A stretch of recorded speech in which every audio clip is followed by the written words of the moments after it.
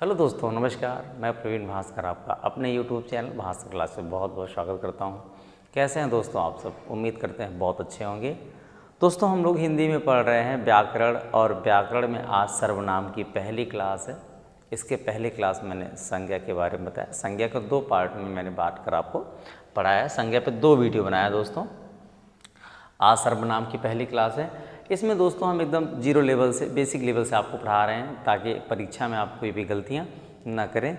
छोटी छोटी गलतियों को, छोटी छोटी बारीकियों को हम आपको बताने का और समझाने का प्रयास कर रहे हैं, ताकि आप परीक्षा में एक बेहतर स्कोर करके आएँ, ठीक है, और आप कम समय में अपनी उपलब्धियों को प्राप्त करें। ऐसी शुभकामना है आपके लिए। आइए आज के सेशन को स्टार्ट करते हैं। व्याकरण में सर्वनाम की पहली क्लास है दोस्तों। क्या है? सर्वनाम। तो सबसे पहला जो सवाल बनता है दोस्तों, वो सबसे पहले सवाल जो बनता है कि किसी भी चीज़ का किसी भी चीज़ का सर्वनाम, ठीक है, सर्वनाम का शाब्दिक अर्थ। पेन का हो गया भाई, पेन देखिए क्या हो गया, यहाँ पर रखा हुआ, ठीक है।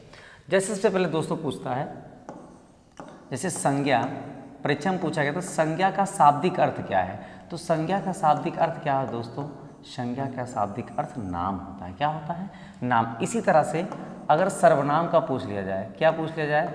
सर्वनाम का शाब्दिक अर्थ क्या होता है? तो सबका नाम। क्या होता है दोस्तों? सबका नाम। सर्वनाम का शाब्दिक अर्थ क्या होता है? सबका नाम। और अगर संज्ञा का पूछे तो संज्ञा का केवल शाब्दिक अर्थ होता है नाम। तो सबसे पहला प्रश्न दोस्तों यही बनता है कि इसका शाब्दिक अर्थ क्या होता है? इसका शाब्दिक अर्थ क्या है दोस्तों? सबका नाम। परीक्षाओं में कई बार देखने को मिला है कि सर्वनाम का शाब्दिक अर्थ क्या होता है, तुम तुरंत बताएंगे। सर्वनाम का शाब्दिक अर्थ होता है सबका नाम। और अगर संज्ञा का पूछे दोस्तों तो संज्ञा का होता है नाम। सब शाब्दिक अर्थ का मतलब होता है मूल रूप से मूल रूप से आपका क्या नाम है, ठीक है।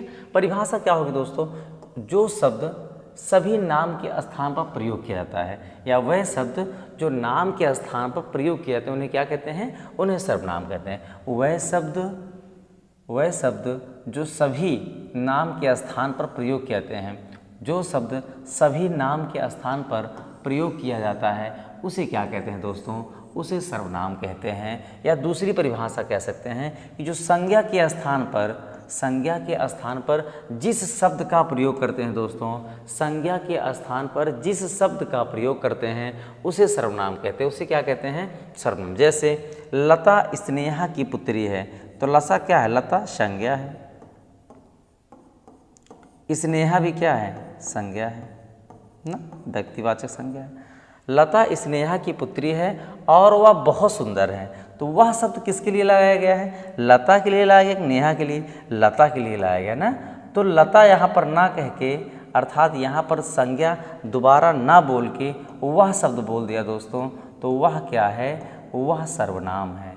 वह क्या है? सर्वनाम है। तो जो संज्ञा के स्थान पर प्रयोग किया जाता है दोस्तों, उसे क्या कहते हैं? उसे सर्वनाम कहते हैं। उसे क्या कहते हैं? उसे सर्वनाम कहते हैं।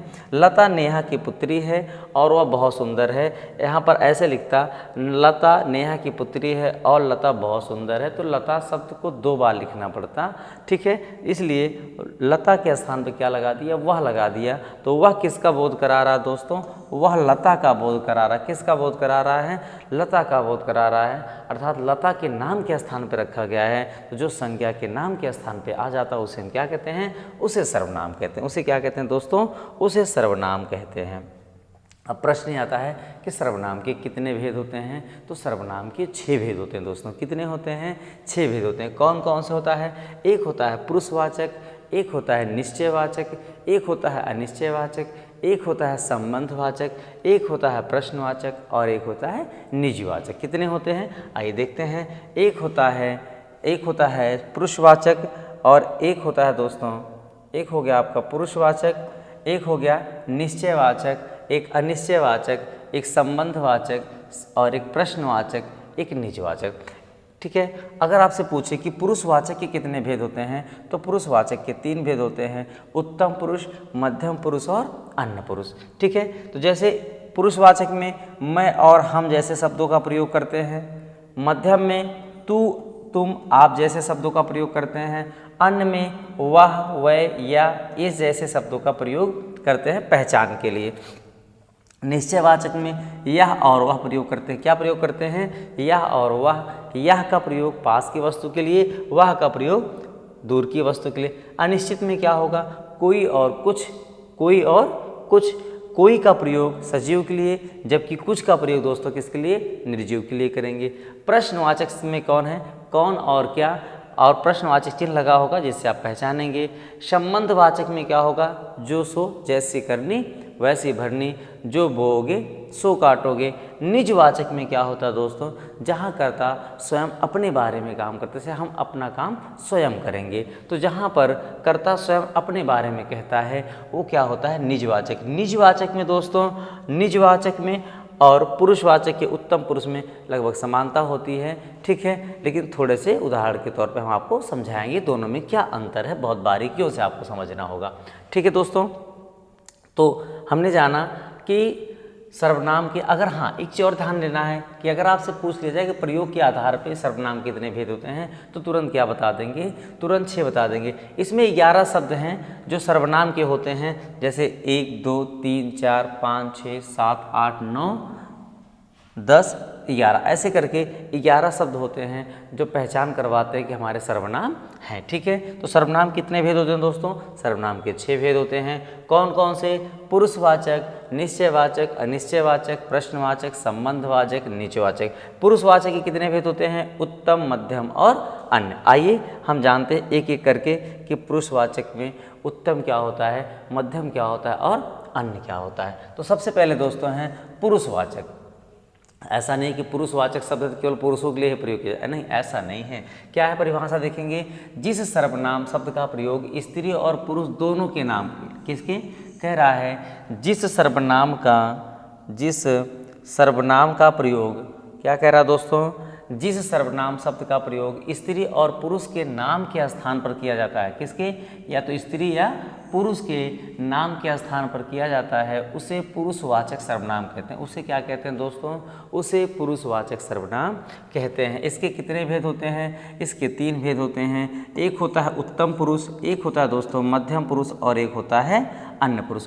उत्तम पुरुष का मतलब दोस्तों, जब व्यक्ति स्वयं अपने बारे में, जैसे मैं अपने बारे में कहूँ ना, जब अपने बारे में कहूँ, अर्थात उत्तम पुरुष होता है जो स्वयं के बारे में कहा जाता है, अपने बारे में होता है। मध्यम पुरुष मतलब होता है सुनने वाला। उत्तम पुरुष का मतलब दोस्तों क्या होता है, कहने से मैं बोल रहा हूँ, मैं क्या हो गया, मैं हो गया उत्तम पुरुष। आप बैठे हैं, आप सुन रहे हैं, तो आप क्या हैं, मध्यम पुरुष। जो यहाँ नहीं उपस्थित है उसके बारे में हम बात करें, किसी तीसरे व्यक्ति के बारे में बात करें, तो क्या हो जाता है, अन्य पुरुष। सामान्य भाषा में समझें तो बोलने वाला उत्तम होता है, सुनने वाला मध्यम होता है, और जो हाँ उपस्थित नहीं है कोई तीसरा व्यक्ति है, उसे क्या कहते हैं, उसे अन्य पुरुष कहते हैं। साधारण रूप से वैसे ऐसे ही समझ सकते हैं, ठीक है दोस्तों। जैसे पहला है उत्तम पुरुष, क्या है, उत्तम पुरुष है दोस्तों। उत्तम पुरुष क्या है, जिस सर्वनाम का प्रयोग अपने लिए किया था, क्या कह रहा है, जिस सर्वनाम का प्रयोग अपने लिए किया जाता है उसे उत्तम पुरुष सर्वनाम कहते हैं। इसमें कैसे जानेंगे कि यहाँ पर उत्तम पुरुषवाचक शब्द, उदाहरण में आ जाएगा तो हम कैसे जानेंगे कि उत्तम है कि मध्यम है कि अन्य है कि निज है। तो जैसे अगर मैं शब्द आ जाए, क्या आ जाए दोस्तों, मैं शब्द आ जाए, मुझे आ जाए, हम आ जाए, हमें आ जाए, मैंने शब्द आ जाए, मेरा, हमारा, मुझको, अगर इन सारे शब्दों में कोई शब्द दिखाई देता है तो इसका मतलब है कि वहाँ कैसा पुरुष है, वहाँ उत्तम पुरुष है। जैसे उदाहरण के तौर पे मैं पढ़ रहा हूँ, क्या दोस्तों, मैं पढ़ रहा हूँ, हम जा रहे हैं, मैं विद्यालय जाऊँगा, तो ये सारे शब्द देखिए, मैं, हम, ये सारे यहीं से मिले हैं। अगर उदाहरण में आपको दोस्तों मैं मिल जाए, हम मिल जाए, मुझे मिल जाए, मैंने, मेरा, हमारा, मुझको, ये सारे शब्द मिल जाएं, तो वहाँ पर कैसा होगा, उत्तम पुरुषवाचक सर्वनाम होगा। क्या होगा दोस्तों, उत्तम पुरुषवाचक सर्वनाम। नोट लिखा है, बहुत इंपॉर्टेंट है, वक्ता और लेखक। परीक्षा में कई बार पूछा गया दोस्तों कि वक्ता क्या होता है। वक्ता मतलब बोलने वाला, श्रोता मतलब सुनने वाला। तो वक्ता जो होगा दोस्तों, वक्ता हमेशा उत्तम पुरुष होता है। इसी तरीके से लेखक है, जैसे हम किसी किताब को पढ़ते हैं, कोई संगीत गाते हैं, तो हम उसी लय में गाना चाहते हैं जिस लय में या जिस भाषा में, जिस लयात्मक विधि से लेखक ने लिखने का प्रयास किया है, जो राइटर है, जो गायक है, उसी लय में गाने का प्रयास करता है जिसमें उसको लिखा गया है ना। तो लेखक और दोस्तों वक्ता जो होते हैं, लेखक और वक्ता, ये हमेशा उत्तम पुरुष में आते हैं। श्रोता हमेशा मध्यम पुरुष में आएगा। श्रोता हमेशा कहाँ आएगा, तो याद रखिएगा, कभी परीक्षा में लेखक शब्द आ जाए, क्या शब्द आ जाए दोस्तों, लेखक शब्द आ जाए या वक्ता शब्द आ जाए, ये सब हमेशा क्या होंगे, हमेशा उत्तम पुरुष होंगे। क्या होंगे दोस्तों, हमेशा उत्तम पुरुष होंगे। कई बार पूछा गया, सैकड़ों बार परीक्षा में आया हुआ है, तो आप इसको विशेष ध्यान देंगे। ठीक है, आते हैं अगले टॉपिक पे। कहता है मध्यम क्या था दोस्तों, अब हम जानेंगे मध्यम पुरुष क्या है। तो जिस सर्वनाम का प्रयोग सुनने वाले के लिए, किसके लिए, सुनने वाले के लिए किया था। जैसे मैंने कहा मैं बोल रहा हूँ तो मैं क्या हूँ, मैं उत्तम हूँ, आप सुन रहे हैं तो आप क्या हैं, आप हैं मध्यम। तो कह रहा जिस सर्वनाम का प्रयोग सुनने वाले के लिए किया जाता है उसे मध्यम पुरुषवाचक सर्वनाम कहते हैं। जैसे इसमें कौन कौन शब्द आ जाएंगे दोस्तों, इसमें तू शब्द आ जाएगा, तुम आ जाएगा, तुमने, तुझे, तूने, तुम्हें, तुमको, तुमसे, आपने या आपको जैसा शब्द मिलेगा, आपने, आपको जैसे शब्द मिल जाए दोस्तों, तो वहाँ पर कौन सा होता है, वहाँ होता है मध्यम पुरुष। जैसे आप बैठ जाइए, क्या है, आप बैठ जाइए, आप शब्द ये आप किसके लिए किया, सामने वाले व्यक्ति के लिए किया जा रहा है ना, जो आपको सुन रहा है।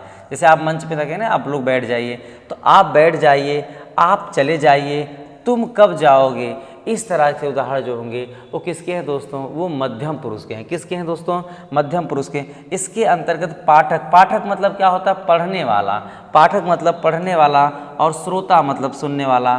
तो पाठक शब्द दोस्तों, पाठक मतलब पढ़ने वाला, पाठक मतलब पढ़ने वाला, और श्रोता मतलब स्रोत लेगा, श्रोता होना चाहिए। श्रोता मतलब क्या होता है दोस्तों, सुनने वाला। जैसे आप सुन रहे हैं तो आप मध्यम पुरुष हैं, हम बोल रहे हैं, हम सुना रहे हैं, तो हम क्या हैं, हम उत्तम पुरुष हैं। हम क्या हैं दोस्तों, सुनने वाला। क्या होगा, सुनने वाला।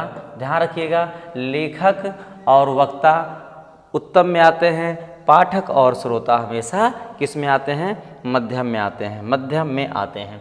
इसी तरीके से अन्य पुरुष क्या है दोस्तों, अन्य पुरुष जानेंगे जिस सर्वनाम का प्रयोग बोलने वाले और सुनने वाले को छोड़कर, जिस सर्वनाम का प्रयोग बोलने वाले और आप सुनने वाले को छोड़कर किसी अन्य व्यक्ति के बारे में किया जाए, उसे क्या कहते हैं, वहाँ अन्य पुरुषवाचक सर्वनाम होता है। परिभाषा देखेंगे, जिस सर्वनाम का प्रयोग बोलने वाले और सुनने वाले को छोड़कर किसी अन्य के लिए किया जाता है उसे अन्य पुरुषवाचक सर्वनाम कहते हैं। क्या कहते हैं दोस्तों, उसे अन्य पुरुषवाचक सर्वनाम। इसमें क्या कहता है, यह शब्द आ जाएगा, वह, वह, ए, इन, उन, उनको, उनसे, इन्हें, उन्हें, इससे, उसको जैसे शब्द आते हैं। इसमें कितने शब्द आ रहे हैं, यह है, वह है, ए, ओ, इन, उन, उनको, उनसे, इन्हें, उन्हें, इससे, उसको जैसे शब्दों का प्रयोग करते हैं। जैसे वह अच्छा लड़का था, क्या है, वह अच्छा लड़का था, उसने खाना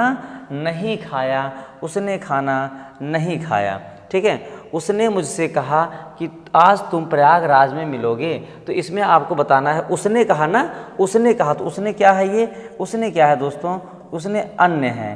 क्या है, अन्य है। मुझसे कह रहा है ना, तो मुझसे क्या है, मुझसे शब्द क्या है, उत्तम है। कहा कि तुम क्या हो जाएगा, तुम मध्यम हो जाएगा। क्या हो जाएगा दोस्तों, तुम मध्यम हो जाएगा। इसी तरीके से आपको उदाहरण दे देगा और पूछेगा कि इसमें उत्तम पुरुष शब्द कौन है, इसमें मध्यम पुरुष शब्द कौन है, और इसमें अन्य पुरुष शब्द कौन है। तो उसने मतलब कोई तीसरा व्यक्ति है, उसने अर्थात अन्य पुरुष है, मुझसे कहा, तो मैं क्या हो गया, मध्यम पुरुष हो गया। कहा कि तुम आज प्रयागराज में मिलोगे, तो तुम शब्द क्या हो गया दोस्तों, तुम शब्द हो गया मध्यम। क्या हो गया, तुम शब्द हो गया दोस्तों मध्यम हो गया। क्या हो गया, तुम शब्द हो गया मध्यम। ठीक है, अगला टॉपिक क्या है दोस्तों इसका, अगला है निजवाचक सर्वनाम। क्या है दोस्तों, निजवाचक सर्वनाम।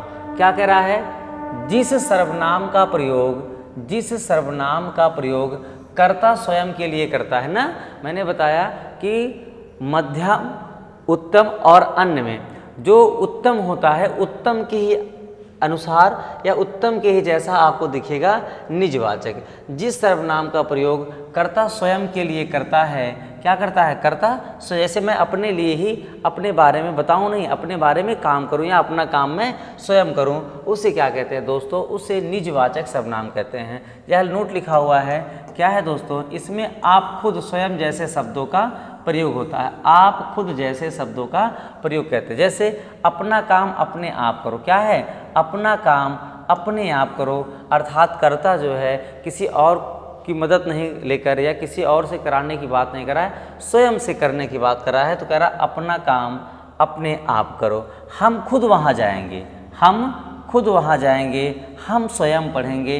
तो जहाँ पर कर्ता स्वयं अपने बारे में कहता है, स्वयं खुद के काम करने के लिए कहता है दोस्तों, वहाँ पर क्या होता है, वहाँ पर निज होता है। वहाँ पर क्या होता है दोस्तों, वहाँ पर निजवाचक होता है। हमने इसमें आपको बताया कि सर्वनाम का शाब्दिक अर्थ क्या है दोस्तों। सर्वनाम का शाब्दिक अर्थ होता है नाम।